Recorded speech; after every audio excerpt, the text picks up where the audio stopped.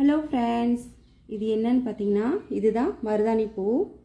இந்த மருதாணி பூவில் வந்து நிறைய மருத்துவ குணங்கள் இருக்குது.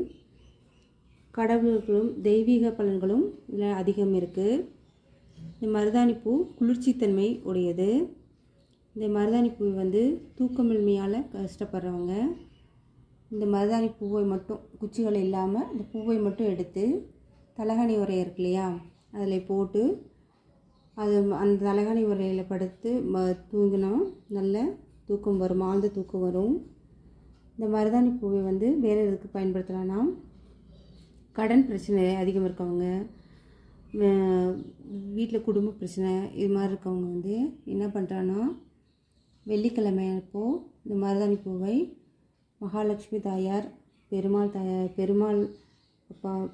ஐயாவுக்கு சாத்தி நல்லா வணங்கி வந்தோம்னா கடன் பிரச்சனை தீரும். உங்களுக்கும் இதே போல் மருதாணி பூ கிடைச்சா உபயோகப்படுத்தி பாருங்கள். தேங்க்யூ.